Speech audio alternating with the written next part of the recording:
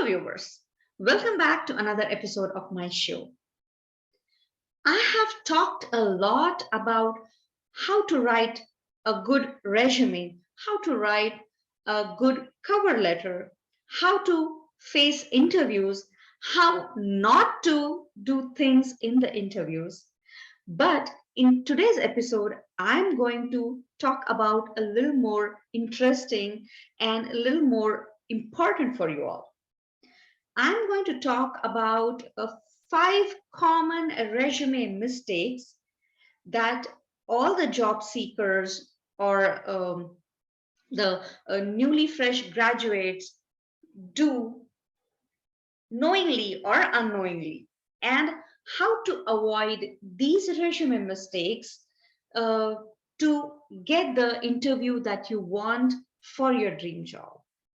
So, without taking more of your time, let's get started with the very first mistake, which is leaving career gaps unexplained. To be clear, career gaps, breaks are entirely acceptable, and perhaps more so now than ever because of the pandemic triggering layoffs and furloughs across the industries. So, if you have a gap of more than a month between roles on your resume, you should provide context for a reason behind it to help the potential employer better understand your situation. Doing so also provides an opportunity to set yourself apart as an especially interesting or well rounded candidate. It's totally fine that you simply took time off to care for a family member or for yourself, which, in the eyes of many hiring managers, may just be as valid as an explanation. It's also okay that you were laid off in your previous role or you were fired. Just follow honesty and give a convincing answer. The second mistake that everybody does is being overly verbose. We've always heard about this fact that resumes should be kept to one page.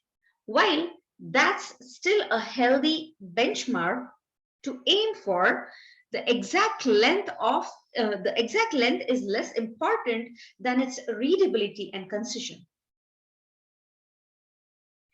So, candidates shouldn't always feel the need to list everything they have done, but instead should highlight the key things they have accomplished and skills they have used. So, also, remember one thing is it's also important to tailor your resume to each role you're applying for to keep it extra focused. Another important resume mistake is forgetting including the resume summary. Although not in all fields, but career experts advise that it is helpful to have a summary, a professional summary on the top of your resume because it can be a helpful way to succinctly share background and relevant career ambitions. It gives a hiring manager a great overview and feel for what they are about to read in details.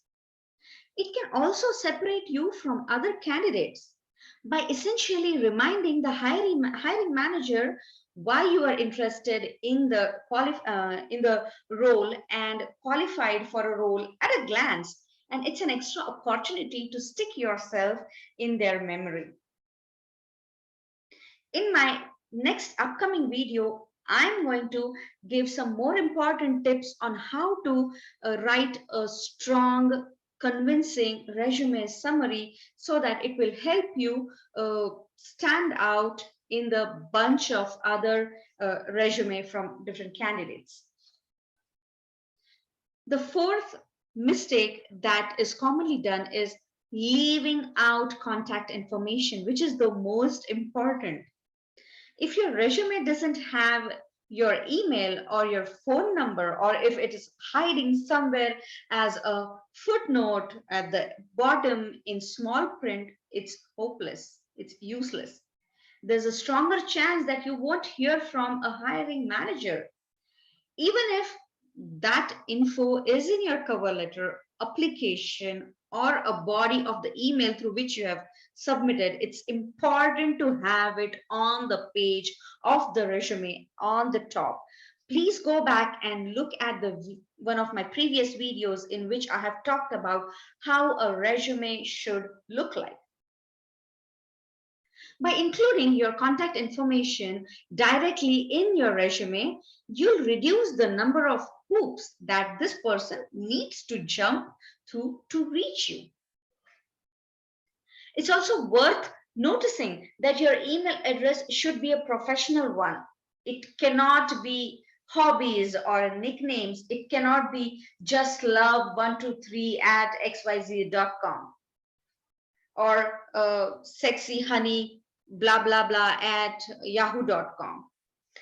Even if that means even if that means creating a new email account, do it.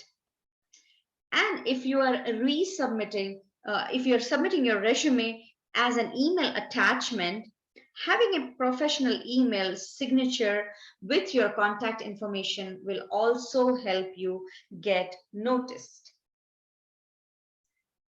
The last and one of the most important resume mistakes is submitting your resume as anything other than a PDF. Imagine crafting your resume in a perfectly readable and organized format only to have a hiring manager open it in a different word processor or a resume e-reading softwares that jumbles up your whole thing. To avoid that, always submit your resume as a PDF. Whether you're emailing it directly to the recruiter or the hiring manager or attaching it on an online portal. It's also important to name your resume something simple and searchable, like your first and last name resume, and remove all the extra words or letters like draft, final, correct, date, and keep things as clean as possible. That also signals that the hiring manager that you have carefully considered every last part of your resume right down to the file name itself. So I think with these important resume mistakes that I've discussed and the way to avoid them is, I think this is going to be a very helpful information for you every time you're going to look at your resume or update your resume and apply for any job. Make sure to not make these mistakes and try to make your resume impressive enough to stand out in the crowd of candidates, because resume is the mirror of your professional career. With that, I take your leave. But before leaving, I would like to request you to please like my video, share my video, and please subscribe to my channel if you haven't yet. Thank you for all the love and support that I've received throughout my YouTube journey. And stay safe, stay healthy. See you soon with an interesting and informational video like this. Thank you.